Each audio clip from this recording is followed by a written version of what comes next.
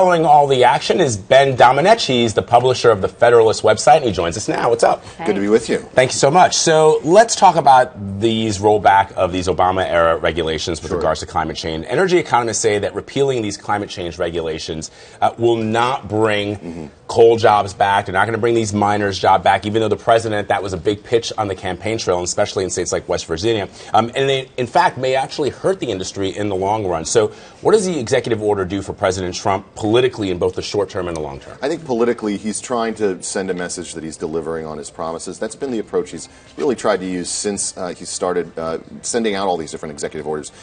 The real problem, of course, is that the president has yet to have any real legislative success with advancing his agenda. Now, you don't necessarily see that happen a lot in the first 100 days, but you do see it going in that direction. At this point in the Bush presidency, you already had the No Child Left Behind bill advancing through Congress. You had his tax bill in the beginnings of its early stages. You don't see the same level of success when it comes to the Trump White House, and I think that this is an example of him trying to get some easy wins just to send a message to his supporters that he's still in power, that he's still leading, that he's still trying to deliver on his promises. All right. So we got to talk about the Russia investigation, Absolutely. right? So Chairman of the House Intel Committee, Devin Nunes, there's a call, a very loud call for him to step down, for him to recuse himself at least.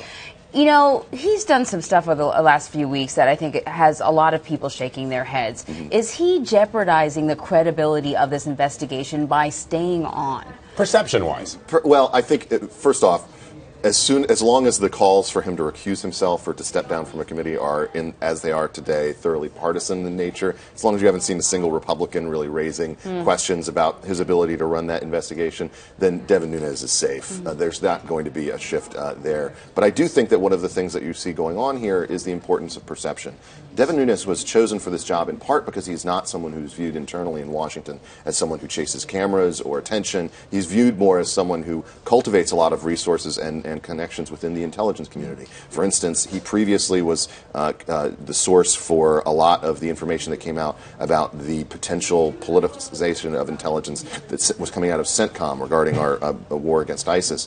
And he's someone who has cultivated a lot of those sources in the past. I think the real question here is whether he violated a lot of protocol in terms of the approach that he used. I do think, though, that it's important to be specific about what matters and what doesn't here.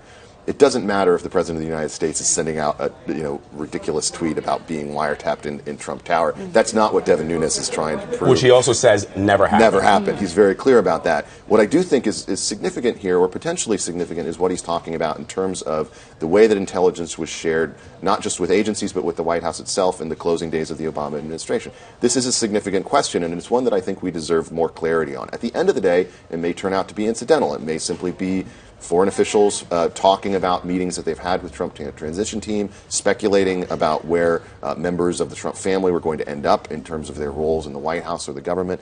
But it may also be something that's more significant than that, potentially. What we do need more right now is clarity, and I think that is why it's incumbent on Chairman Nunes to advance this as quickly as possible. But then why not share that with members of his committee, which is supposed to be for the perception of most Americans? Forget the partisan, forget how Democrats and Republicans see it.